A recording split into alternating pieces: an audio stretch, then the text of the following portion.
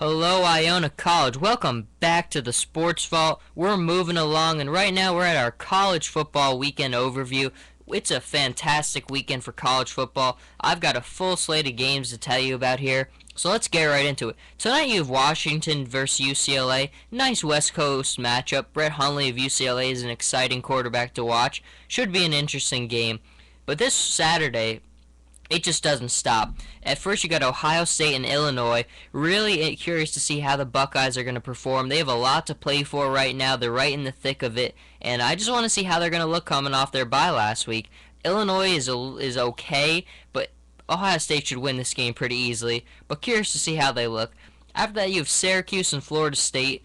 The main thing here I want to see is how's Winston going to deal with his distractions. He's been in the media with all his controversy right now, and I'm really curious to see what is going to happen in that game. Obviously, Las Vegas isn't too worried because I believe they're like a 27.5-point favorite, so they're not too worried about it. Oh, I'm sorry. They're a 37.5-point favorite, so that's even bigger than what I thought. So Vegas isn't too worried about it, so that should be a blowout there. The next one is a very good one I'm looking forward to. You have Oklahoma State and Texas. Texas has had a nice year. They started out kind of slow, but they've had a nice year, playing well. Oklahoma State, still not crazy about them. They've had a nice year as well, but this should be a nice matchup. Looking forward to it. Following that, you have Georgia versus Auburn. And I don't know if too many people are aware with Auburn, but Auburn is an extremely good football team.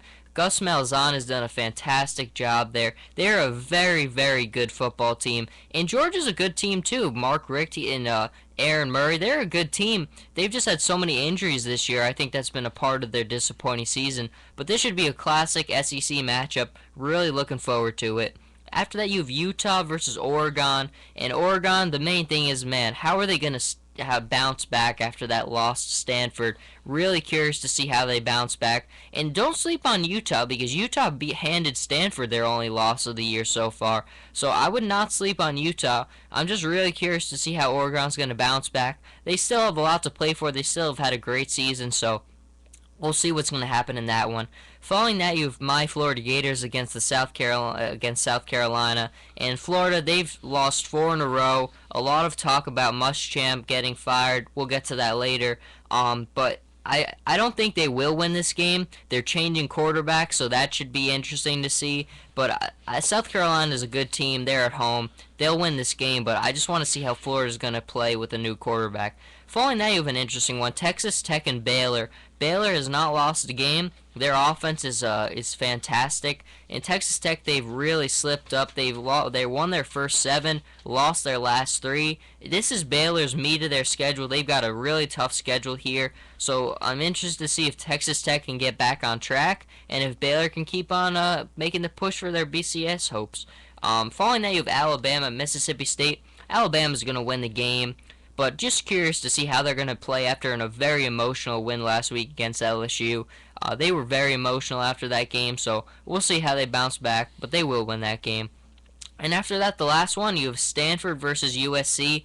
Tough road game after a gigantic win for Stanford. So we'll see. It's going to be a tough game. USC is a tough, hostile environment, but Stanford's a very good team. I think they will win the game, but I'm really curious to see how they're going to bounce back because after, like I say most of the time, after emotional wins, you just never know what's going to happen. So I'm going to keep my eye on that one. But let's turn to our Heisman watch.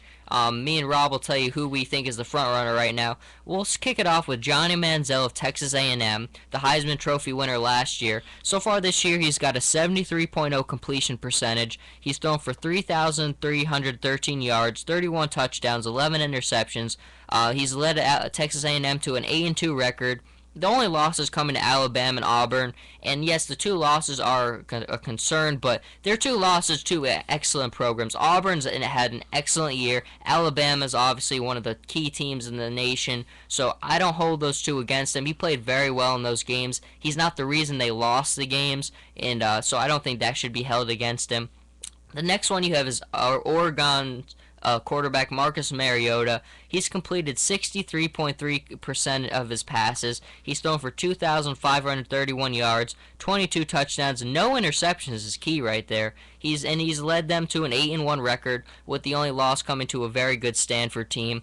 So I don't hold that too much against him. I think it did take a little bit of a hit after last week because he really didn't do much. So he might be more moved down than Manziel, and the next one, which is Jameis Winston, Florida State's quarterback, the freshman phenom. He's had a 69.2 completion percentage, thrown for 2,661 yards, 26 touchdowns, 7 interceptions, and they haven't lost a game yet with a 9-0 record. So right now, I'd say I'm probably leaning a little bit to either Manziel or Winston. Winston being undefeated helps, but I think Winston, if you took him off that team, they still have a chance to be undefeated. I mean, defensively, they're fantastic. They have a ton of playmakers. They can run the ball effectively. So I think they're just a really good team, and I think he's fantastic as well. But I just think Florida State is fantastic, where Johnny Manziel's got a lot of things he's got to overcome. A&M's defense has really not played well. He can really only rely on Mike Evans, his top receiver. They're running, so right now, I think it's between Manziel or Winston. Not sure. Still got a couple of weeks to go, so we'll see there. But I'm curious to get your response. Who do you think is the front runner right now? Well, right now, I have the same thing like you. I have Manziel and Winston at the top right there. Right now, I might go with Manziel, though. He's a couple 100 yards short of what he threw for last year. Kid's just playing great, with throwing touchdowns like crazy. Should enter the draft maybe this year. I think he's having a decent year. But Winston, I feel, really has changed this Florida State offense and really carried them. You know, he has that big win versus Clemson in Miami. I really do like Winston, though, but Manziel, I think, is the front runner as of right now. Good points there, yeah. I was thinking about it this morning, and I think I'm leaning towards Manziel a little bit more, but I'm very curious to see how the season plays out, and we'll see.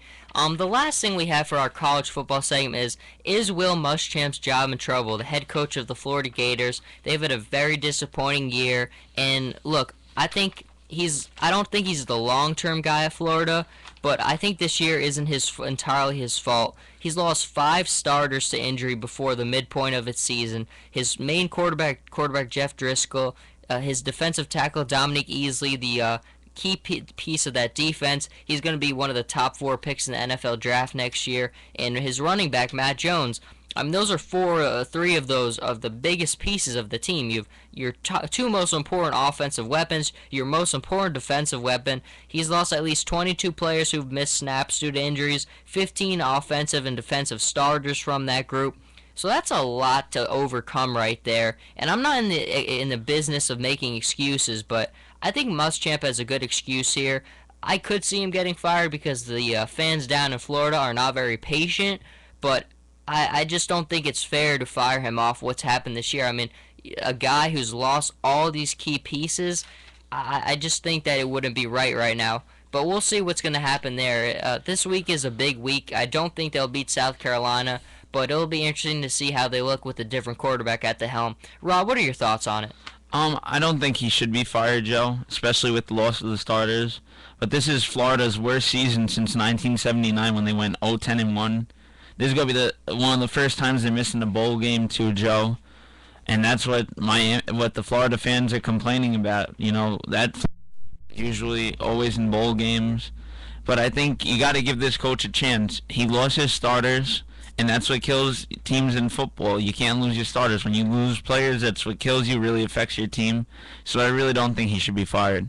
Absolutely. I think those were all fair points. You good using statistics there. So we'll be back in a minute with our third segment going into the NBA. But got a little advertisement for you guys. You've got Stress-Free Week 2013. Come to this event to relax, have fun, and beat stress before finals week. You got free pizza, activities, giveaways, and more. It's going to be on November 21st at Heinz in the Haggerty Room, 12 p.m. You can check it out on Twitter at 2013 Stress-Free. So I would definitely check that out. And we'll be right back with our NBA segment.